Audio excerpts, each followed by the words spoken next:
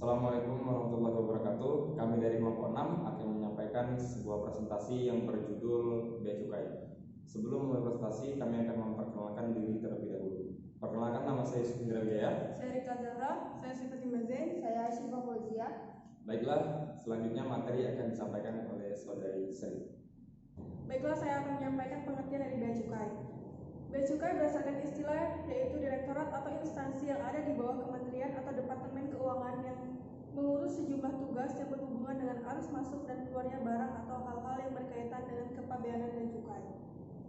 Bea merupakan pungutan negara yang dikenakan terhadap barang-barang yang diimpor serta diekspor. Namun, semua itu ada aturannya secara jelas dan para pengusaha dapat langsung menghubungi Direktorat Jenderal Pajak untuk melakukan konsultasi yang berikan pengawasan serta yang mengatur perihal bea cukai atau yang umum dimaksud dengan kepabeanan.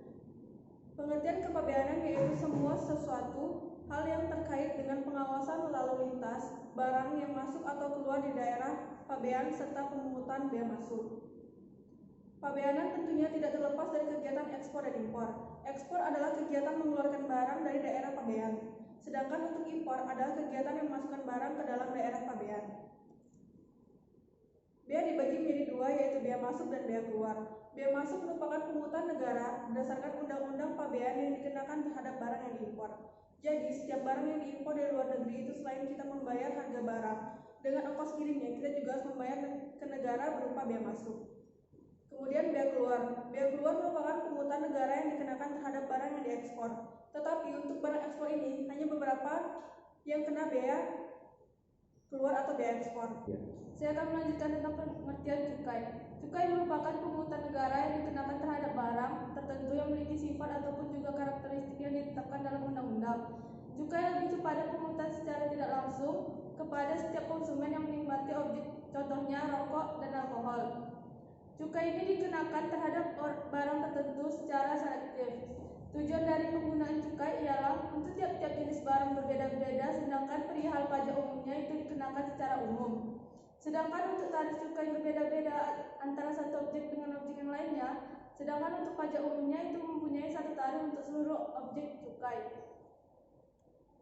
Ciri khas atau tanda-tanda cukai itu yaitu sebagai berikut: mengonsumsi yang butuh dikendalikan, peredarannya dimonitor, pemakaiannya bisa menyebabkan efek negatif untuk orang-orang maupun dalam lingkungan hidup. Makanya perlu pembebanan pungutan negara untuk terbentuknya keadilan serta keseimbangan pada barang yang dicirikan dari barang mewah atau yang memiliki nilai tinggi dikenai cukai.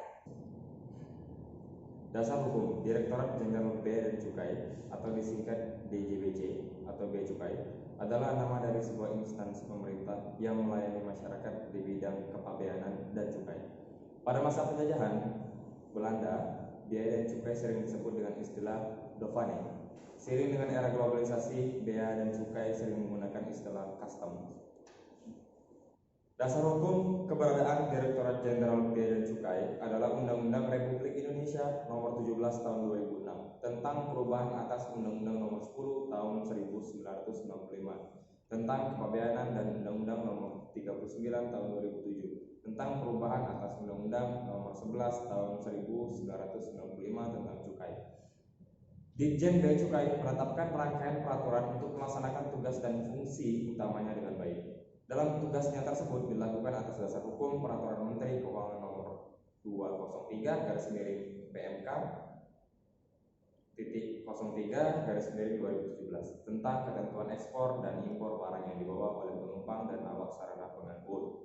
Saya akan menjelaskan tentang tujuan bea cukai. Rumusan kebijakan dalam berbagai bidang, khususnya bidang pelayanan dan pengawasan penegakan hukum serta optimasi penerimaan negara dalam bidang kepabeanan serta cukai. Melaksanakan kebijakan dalam bidang sebagaimana disebut di atas. Menyusun standar, norma, kriteria, dan prosedur dalam bidang penegakan hukum, pengawasan, pelayanan, serta optimasi penerimaan negara dalam bidang kepabeanan serta cukai.